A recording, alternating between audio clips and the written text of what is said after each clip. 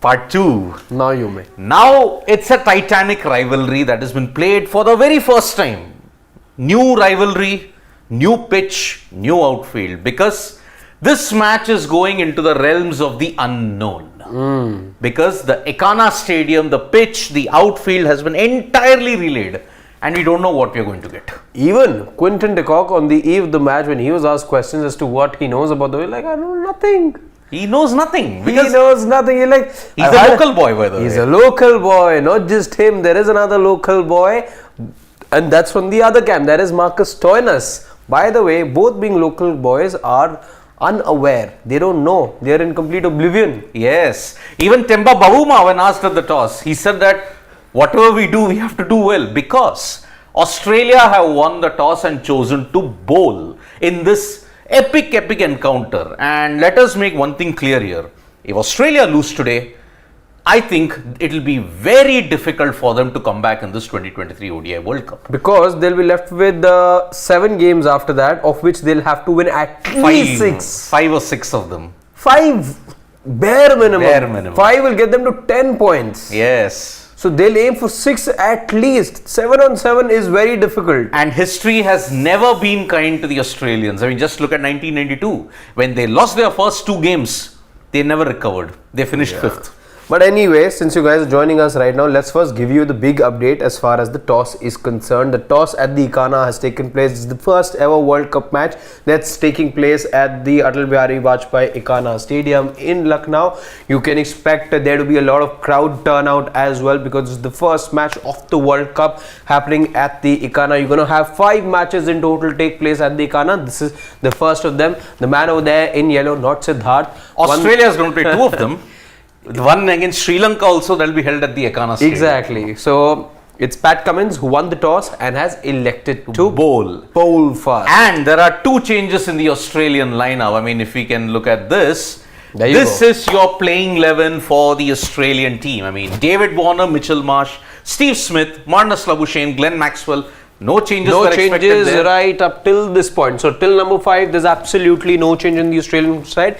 Now 2 back-to-back changes. So now we're talking to those changes. Josh Inglis has replaced Alex Carey. And remember, Alex Carey, when you look at subcontinent, he has not been in form at all. I mean, the shot that he played in Chennai, unfortunately, his weakness against spin has been really exposed. And that's why Carey sits out and Josh Inglis comes in.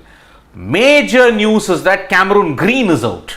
And Marcus Stoinis, who had missed the game against India because of an injury, he's back. It was an hamstring injury. For those of you who missed out on that particular detail, it was a hamstring injury that had ruled him out of the previous match. But Marcus Stoinis is now back. He's fit and he finds himself in the side. I'm just trying to see what reasons been cited for the inclusion of Inglis. Are you? There is no specific reason as such. I think Carey, the loss of form that he's been having. And remember, Carey did well against South Africa, by the way, even in the 2019 World Cup and in the ODI series that happened. Yeah. But totally different conditions. In that Chennai game, you saw how Carey's departure ensured Australia never got to a good total. Yeah, first ball dismissal for him. Of Jadeja. And that too, the shot selection, I'm sorry, there is something. Carey really has to figure out how to play spin well, and that's why he was left out and Inglis is in, which I think is rather harsh. You would want to look at somebody who's done well in the past before against South Africa, and that was Alex Carey. Stoinis was expected to come back because Green, I'm sorry, he's not been in good form in ODI cricket as per se. Although he also had a decentish series against South Africa. Decentish, but he missed 3 games because of the concussion that he had. Absolutely. But and after that, till number, so that's your number 7. Yep. No changes till 5, 2 changes right up there. Then the same 4 that you saw for Australia play against India. Yep. So you're going to see the new ball be shared between Josh Hazlewood and Pat Cummins. Mitchell Starc, beg your pardon. Cummins obviously will come in when it's time for first change. Yes. And Adam Zampa will be taking over the spin duties and will hope for a better performance than we saw from him the previous time that he played. I think he will have a good performance because he's bowling first in bright sunshine. That time it was Dew. Dew had to play a part. I think he got taken for about 13-14 runs in that match against India, and that really not just gave India the momentum and the rhythm, but spoilt the rhythm for Adam Zampa, who by the way did have not such a good episode last month when he conceded 113 runs, the record highest against the same opponents. By the way, this rivalry is renewed, as Siddharth said, in many ways, because not only are you looking at the 6th match between the two sides in World Cup, by the way, it's very 50-50. 3-2 it is, right? But one tie. One tie as well, yeah. One tie. Who can forget that? And why I say the 99 tie, yes. And why I say this is a renewed rivalry is because South Africa had the edge now against Exactly. Australia. I would want to say that as well, and that's why Siddharth and I are on the same page, that it is a renewed rivalry in the sense that this is an Aussie side, by the way, that's lost 5 of its last 6 matches. 6 out of 7. Or 6 out of 7, whichever way you want to put it. You increase the sample size, it becomes 6 out of 7. The one victory obviously then coming in that series against India at Rajkot. Remember, they had lost that series also ahead of the 3rd match. So Australia, by the way, have a point to prove over here. South Africa for once will not have any of that burden. In fact, when you look at the head-to-head also for the two teams in ODI history, I think they've played about 104, 105 matches. 108 matches, 50 is to 54. That's the record as things stand. Why I say it's a renewed rivalry is because if you look at the history of ODI cricket, Australia have a negative head-to-head record only against South Africa. And South Africa, if you look at it, 15 ODIs that they have played in the last couple of years, they have won 12 of them against the Aussies. Australia won only 3, and that 2 came just last month. That is why South Africa head into this game as the favourites, and having won in 2019 also. So this is the South Africa squad. By the way, may I add, a decent enough win, let's say, for South Africa. Decent enough as well is good enough probably for them to go right up top. That big win that they registered, big win that they registered in Delhi has now ensured that the net run rate is at 2.04. It's the best as things stand in all the teams that have played 1-2 matches, whatever, and have had winning runs, let's say India, Pakistan. Despite all of that, South Africa today have a very good chance to place themselves right at the top of the pile because of that big net run rate that they have. And they have the side to do it, because look at this team. Quinton de Kock, Temba Bavuma. Quinton de Kock, if he gets going, he's as destructive as he can be. But look at this middle order. That is the reason why South Africa has that X factor. Van der Dusen, always been a class act. Aiden Markram, again very underrated but is potent. Klaasen. The class of Klaasen. The informed Klaasen. And remember, he and David Miller combined in that partnership had a run rate of 17.9 in that Centurion match. 17.9 they were scoring. That put even A.V. de Villiers to shame. Heinrich Klaasen, David Miller, these number 3, 4, 5, 6, they are an ultimate X factor. But that's where maybe at number 7 the batting kind of ends. Because you've got 5 good bowlers in that, in Jansen. Tabraiz Shamsi is the one replacement that has come, because Gerald Coetzee has been ruled out. Because Coetzee in this kind of wicket, they feel that has he been ruled out or not? Exactly, he's not been ruled out. Shamsi comes in. Keshav Maharaj, you saw him being there in the previous match as well. One thought, in fact, that he could also be that same guy that the team management persists with. But I think the conditions, and by the way, I think the two teams have read the conditions differently. Still no Tanveer Sangha for can't get Tanveer Sangha, no? You can if there is an injury. See, there are ways of getting him in the side. There are ways, but you need the ICC approval. Again, could have happened. It's all about an email. But I'm saying that the two teams are still looking at things very differently, because I remember what Pat Cummins had said at the toss. He said, rather on the eve of the match, he said that the wicket looks fast and bouncy to me. So that's the reading of Pat Cummins. Here, though, you see 2 specialist spinners, and let's not forget that you can get an over or 2 from Markram as well. Also, leg spin, by the way. Exactly. And of course, there Ravindra Jadeja and Kuldeep Yadav, Keshav Maharaj and Tabraiz. Although, I will disagree with the fact that Maharaj is a decent bat as well. So, 7 and 8. Maharaj, let's say, is the kind of bat that you see in Kuldeep, maybe. Maybe in that sense. So, 2 spinners in Tabraiz Shamsi and Keshav Maharaj.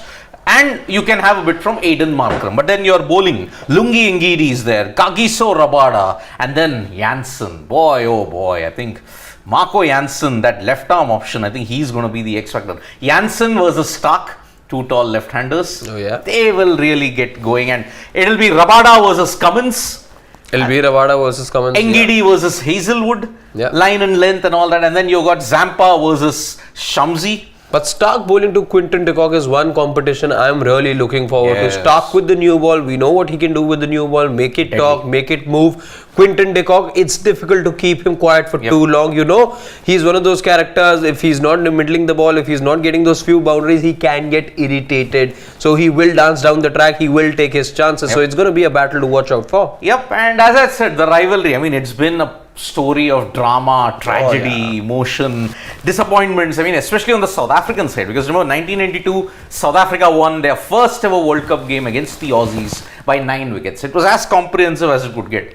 But then 1999, they dropped the cup in Leeds, had that tie. Edgbaston. An NRR of 0.01. That was all it took for Australia to qualify for the finals. 1-1 with one tie. 2007, Australia were at their absolute peak. Decimated them in two matches. One in St. Kitts, wherein Hayden scored the fastest ODI World Cup ton at that time. Then 7. Now the record's been broken by this guy. Of course, Aiden Markram. And 49 balls. And in 7th semi-final, it was as comprehensive as you could get. But then 12 years later, South Africa get their win. They end their World Cup campaign of 2019 on a high by beating the Aussies. So it's 3-2 and with one tie in a sense. So it's going to be a very, very intense rivalry. And what is the comments that are saying? Freaking awesome is like saying, Alex Carey has not been in form with the bat for a long time. Josh Inglis delivered well recently. Good changes for us. Aussie's decision to field first is a good one when you're not sure of the pitch. Agreed, but then see, Carey was in form against South Africa in that series. I mean, 99 he hit in one of the games. But yeah, that was just about it. Inconsistency, and especially in India. In India, and again spin factor, I think what the Aussies were expecting was that that South Africa sort of play with two spinners. I think it's pertaining to that Carey's been taken out. Akash Bharadwaj saying, I think they need to replace someone and bring a spinner. You cannot rely on Maxi. But then, who do they get? Because see, Sangha is the only option they've got. But again, they'll have to get an email that, okay, this guy is injured, ruled out of the tournament, we need to get him. But I think it will be too late by that time. Because remember, you lose this game, if Australia lose this game, I think their World Cup prospects are very nearly done. It'll need a repeat of 1999 wherein they win each and every game to get to the title then. See, this side can do that, but looking at the fact that they've got very stern competitions ahead as well, they still have to play Pakistan, they've got to play Sri Lanka, they've got to play New Zealand as well. Oh yes. And in Dharamshala on a day game. So there are tougher games down the line for this Australian side. So what they, contrary to South Africa, what they need is desperately a win at this point at the Ikana. They really need this, because if you do not win here, South Africa, okay, since they have gotten a win, they might not be impacted. But remember, as you approach the middle of the tournament, every loss, and remember for South Africa, they need to win this because there is a precedent. In the T20 World Cup of 2021, they lost only one game. Yeah. And they won all. But because that one game loss against Australia was so huge that they couldn't make it. Yeah. And that is why. And Sahil V is saying, my prediction of the semis, India, England, Pakistan and South Africa. Remember when these four teams qualify. Okay, Sahil V, we'll try and not forget your prediction. India, England, Pakistan and South Africa. So he's taken out Australia, he's taken out New Zealand as well. Bold. So Sahil, bold. It is bold, but if the semi-final was held today, I think he's quite right. But it's not being held today. It's not been held today. So India, England, Pakistan and South Africa. Okay, so two Sena countries and two of the and India in this order if it goes, then India versus South Africa in the semi-final and England versus Pakistan in the semi-final. Interesting. That will be very, very interesting. Drop green, bring Sangha, Sid or head. See, the main problem, I think, what Australia are struggling with? Head. Travis Head? See, you're only looking at Head coming in in the latter half of the tournament. That is something that the team management. But I think the ship would have sailed. The ship, exactly. So they've taken a huge risk over here. What that tells me is that they're banking massively on Travis Head. That's number one. So much so that they aren't even able to look past him and bring in a Tanveer Sangha, who is there. He is not the best prospect, I will say, because of the inexperience. But what about Gary? Nathan Lyon has anyway expressed this desire that I am bowling 10 overs, I can be fit. Get me in, a dark horse in Nathan Lyon, and especially considering his record in India. It's been fabulous. Maybe he's also waiting a message from Pat Cummins, like Ben Stokes had messaged Moeen Ali. Exactly. But I think if you're waiting on Head until the middle of the World Cup, the boat would have already sailed till then. And I think that is where Australia have tactically blundered. And imagine, I'm saying this, Australia have tactically blundered. Normally the most tactically sound team. And all the dispensation and all these debates will end if they win today. But if they lose, then the decision to wait on Head would actually be looking foolish in hindsight. Yeah. It may not make them necessarily look like a fool, Siddharth, because of the fact that they weren't, let's say, leaving out somebody of the caliber of a Ravichandran Ashwin, a proven winner or something like that. You were only taking your best chance in Tanveer Sangha. You weren't sure, and you still aren't sure what he has to give to you in this particular World Cup. It's the World Cup stage you're talking about. These are going to be new conditions for the youngster as well. Let's not forget. So he's not tested either. So what they've done at this point in time is the Aussies have only backed themselves. They're playing their best bowling lineup that they possibly can. And we are about to start with Quinton de Kock and Temba Bavuma at the crease. I don't think there's any point doing predictions today, Siddharth, because none of us really know what this track is all about. It's made of red clay soil that we all know about. It's red. It is red. Oh my goodness. Look at that. Well, I think, I'll stick my neck out and say, I won't go the score prediction. I'll do the team prediction only. You mean the winning? The winning team, yeah. I think South Africa hold the edge. Oh. I think South Africa could very well win this, and remember, if it's 2-0 for Australia, then I think their World Cup campaign is teetering on the edge then.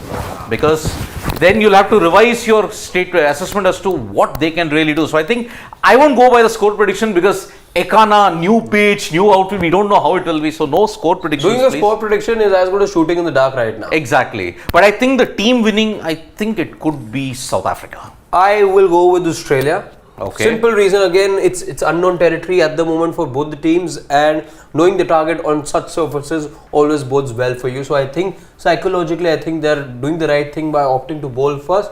Hopefully that will give them the edge as well. Hopefully it's like all the other Indian wickets eases off as the day progresses. Yeah. Maybe. So that's the situation that we have. Australia have chosen to bowl. Crucial game for Australia. South Africa coming off a high after that 102 run win against Sri Lanka in New Delhi. The winner of this game will get massive bragging points. If Australia lose, their World Cup campaigns on the edge.